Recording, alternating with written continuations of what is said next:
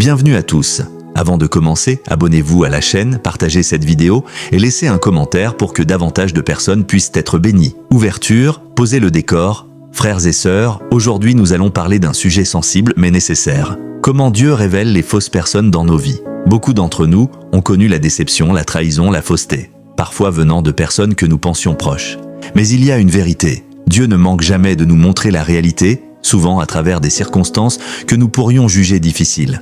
Mon désir est que, par ce message, vous soyez éclairés, fortifiés et guidés par l'Esprit Saint pour discerner, réagir avec sagesse et grandir. Comprendre la nature de la fausseté. La fausseté peut prendre plusieurs formes. Elle peut être subtile, un sourire accompagnant la jalousie ou flagrante, un mensonge exposé au grand jour. Comprendre la nature de la fausseté commence par reconnaître que l'être humain est faillible. Même ceux qui se présentent comme vos alliés peuvent avoir des faiblesses, des peurs ou des désirs qui les poussent à agir contre vous. Mais Dieu, lui, voit au-delà des apparences. Il lit le cœur. Jésus dit dans la parole que c'est du cœur que sortent les mauvaises actions. Ainsi, la fausseté souvent naît d'un cœur troublé et Dieu permet qu'elle soit révélée pour que la vérité vienne à la lumière. Pourquoi Dieu révèle-t-il la fausseté? Il y a plusieurs raisons spirituelles pour lesquelles Dieu permet que la fausseté soit révélée. Protection, Dieu veut vous protéger. En révélant une personne fausse, il vous empêche de vous blesser davantage. Purification, la révélation purifie votre cercle. Comme on affûte une lame, Dieu supprime ce qui peut entacher votre marche spirituelle.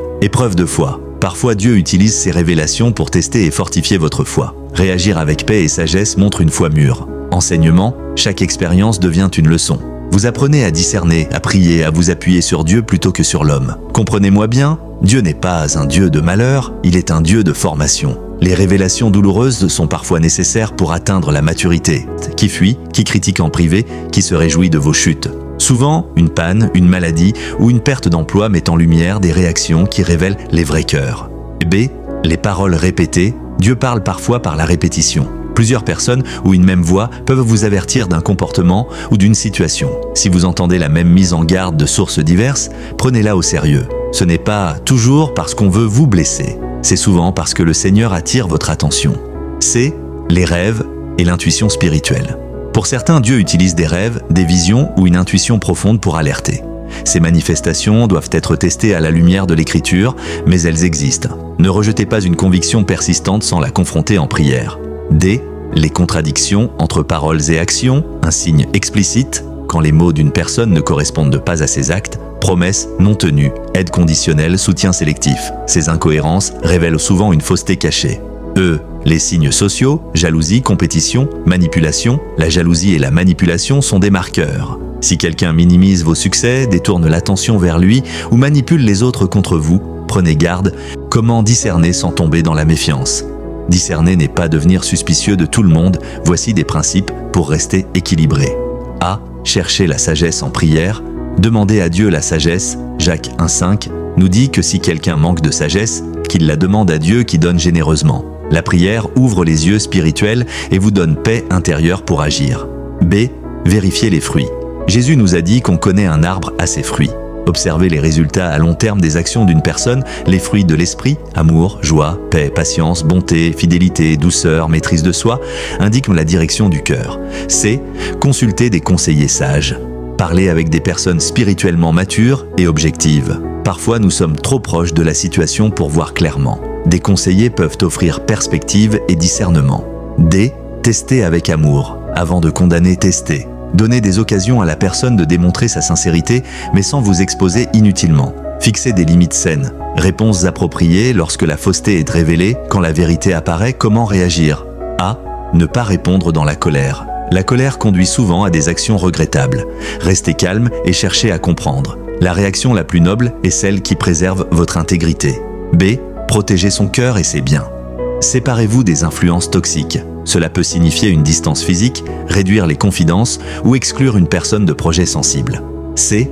Pardonnez sans rétablir la confiance immédiatement. Le pardon est libérateur, mais il n'oblige pas à restaurer la relation telle qu'elle était. Pardonner libère votre cœur, restaurer demande temps et preuve de changement. D. Confrontez avec vérité et grâce. Si la situation le permet, confrontez la personne avec des faits, non des accusations émotionnelles. Cherchez la réconciliation si elle est sincère, sinon protégez-vous. S'appuyer sur la communauté chrétienne ne portait pas seul le fardeau. Cherchez le soutien de l'Église, de frères et sœurs en Christ, de pasteurs. Une communauté saine aide à guérir et à conseiller, témoignages et exemples bibliques. Rien ne parle mieux que la parole et les vies qui l'ont vécu. Joseph et ses frères. Joseph a été trahi et vendu par ses frères. Leur fausseté a été révélée au fil du temps. Dieu a retourné le mal pour le bien, montrant que même les pires trahisons peuvent servir le plan divin. David et Absalom. Absalom a feint l'affection mais cherchait le pouvoir. Sa duplicité a été révélée par ses actes. David a dû prendre des décisions difficiles pour protéger le royaume et sa famille. Jésus et les pharisiens. Jésus expose l'hypocrisie des pharisiens, des hommes qui respectèrent la loi extérieurement mais étaient corrompus à l'intérieur. Jésus nous montre comment dénoncer la fausseté sans tomber dans la haine. Témoignages contemporains, anecdotes illustratives. Imaginez une sœur dans l'église, dévouée, mais qui, en période de crise, se révèle critique et envieuse. Au lieu de la juger, l'église a prié, confrontée avec amour et mis en place des limites jusqu'à ce que des signes de vrai repentir apparaissent. Comment grandir après la révélation? La révélation d'une personne fausse est un tournant. Il peut conduire à rupture ou à une nouvelle saison de maturité spirituelle. Guérir par la prière et la parole. Lisez la parole, priez pour la guérison intérieure, méditez sur le caractère de Dieu qui console et restaure. Renforcez son discernement. Apprenez des signes, développez une vie de prière et entretenez une proximité avec Dieu qui éclaire vos relations. Réévaluer ses frontières, fixez des limites saines afin de protéger votre paix et votre appel. La bonté sans sagesse peut devenir dangereuse. Cultivez des relations authentiques, investissez dans des relations où la vérité et l'amour cohabitent. La meilleure protection est une communauté honnête et aimante. Erreur à éviter. Quelques pièges courants à éviter quand la fausseté est révélée. Se venger. La vengeance appartient à Dieu. Cherchez la justice, pas la revanche. Se refermer, ne laissez pas une trahison fermer votre capacité à aimer. Minimiser la douleur, reconnaître la blessure est le premier pas vers la guérison. Rompre, sans raison spirituelle, parfois la séparation est nécessaire, mais elle doit être guidée par la sagesse, la prière et des conseils. Encouragements finaux. Frères et sœurs, sachez que Dieu voit. Il ne vous abandonne pas au milieu des trahisons. Quand la vérité émerge, prenez-la comme une occasion de croissance. Votre appel demeure plus grand que toute déception. Restez fidèle à la parole, marchez dans l'intégrité et laissez Dieu purifier votre entourage pour votre bien et pour sa gloire. Exemple pratique, comment confronter avec sagesse, script détaillé, voici un modèle de conversation que vous pouvez adapter. Avant toute chose, préparez-vous en priant pour clarté et humilité. Préparation intérieure, commencez par prier. Seigneur, donne-moi des mots qui guérissent et non qui blessent. Donne-moi la vérité avec amour. Notez les faits précis, date, parole, action, sans jugement émotionnel. Début de la conversation. Bonjour, non. Merci d'avoir pris le temps. J'aimerais parler d'une situation qui me pèse. J'espère qu'on pourra en discuter ouvertement. Exposer les faits. Le date, tu as dit, fait précis. Cela m'a blessé parce que effet sur vous. Évitez les généralisations, pas tu es toujours, mais le jour X, j'ai remarqué, exprimer l'impact personnel, quand cela s'est produit, je me suis senti, émotion, blessé, trahi, confus. Cela a affecté ma confiance et ma capacité à partager avec toi. Inviter à répondre et écouter, peux-tu m'expliquer ce qui s'est passé de ton point de vue? Écouter sans interrompre. La personne peut révéler des intentions ou des circonstances inconnues. Proposer une voie de réconciliation ou poser une limite. Selon la réponse, si tu regrettes et que tu veux changer, je suis prête à travailler sur la relation, mais j'ai besoin de voir actions concrètes pendant les périodes. Ou, pour l'instant, je préfère mettre une distance dans aspect concret pour me protéger. Clôture, remercier la personne pour son écoute. Prier ensemble si possible. Si la personne refuse l'honnêteté, terminez avec grâce et prenez les mesures nécessaires pour vous protéger. Prière de délivrance et de guérison. Texte à prononcer. Seigneur Tout-Puissant, je viens devant toi avec un cœur lourd. Tu connais la vérité sur chaque relation. Donne-moi la paix pour accepter ce que je ne peux changer, le courage pour changer ce que je peux et la sagesse pour discerner. Pardonne-moi si j'ai blessé par ignorance. Aide-moi à pardonner à ceux qui m'ont blessé, non pour justifier leur faute, mais pour libérer mon cœur. Purifie mes relations, attire vers moi ceux qui marcheront avec intégrité et éloigne les influences qui cherchent à me nuire. Que ta guérison commence aujourd'hui, que ta paix habite mon âme et que ta vérité guide mes pas. Au nom de Jésus, Amen. Signe de véritable repentance, pour aider à restaurer la confiance, quand quelqu'un demande pardon, la repentance authentique se manifeste par reconnaissance complète sans minimisation, remords sincère. La personne montre qu'elle souffre de son acte. Réparation concrète, geste pour corriger le tort, excuse publique si nécessaire, compensation, action réparatrice. Changement de comportement sur la durée. Non seulement promesse mais preuve, recherche d'aide spirituelle ou professionnelle si le comportement est enraciné. Comment protéger ses projets et son appel? Si vous avez une vision, un ministère, un business ou une famille, la révélation d'une fausseté doit vous inciter à sécuriser ce qui est précieux. A. Mettre en place des processus. Établissez des procédures claires, responsabilités écrites et vérifications simples. La transparence prévient souvent la manipulation. B.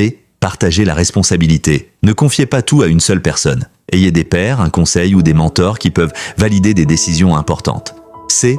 Former et enseigner sur l'éthique. Dans un groupe ou une église, enseignez la responsabilité, l'éthique et les conséquences des actes. Une culture saine décourage la fausseté. Guérir du traumatisme relationnel. La trahison laisse parfois des marques profondes. Voici des étapes pour guérir. A. Reconnaître la blessure. Nier. La douleur l'empire. Autorisez-vous à nommer la souffrance. B. Cherchez un soutien professionnel si nécessaire. Un conseiller chrétien, un pasteur ou un thérapeute peut aider à traiter le traumatisme. C. Réapprendre à faire confiance progressivement. Commencez par petites occasions de vulnérabilité et observez les fruits. D. Ancrer son identité en Christ. Votre valeur vient de Dieu, pas de l'approbation humaine. Rappelez-vous qui vous êtes en Christ. Exemple concret et étude de cas. Analyse rapide de scénarios communs et de réponses recommandées. Cas 1. Le groupe d'amis qui critiquent en privé.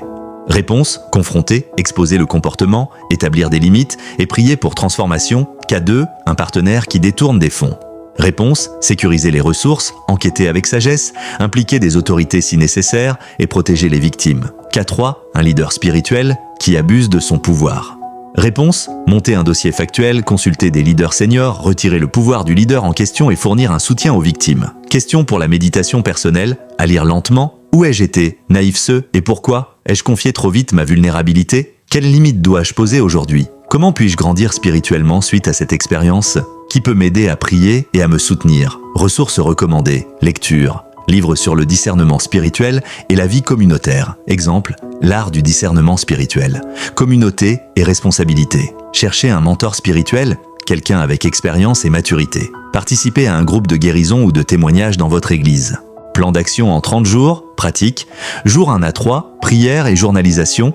Écrivez les faits, vos émotions, vos demandes à Dieu. Jour 4 à 7, cherchez conseil, parlez à une personne de confiance. Jour 8 à 15, mettez en place des limites claires. Jour 16 à 23, cherchez la guérison, prière ciblée, lecture de la parole, éventuellement counseling. Jour 24 à 30, réévaluez la relation et décidez d'une suite, restauration, distance continue ou terminaison en priant et en consultant. Encouragement final prolongé. Mon frère, ma sœur, ne laissez pas la fausseté vous rendre amer.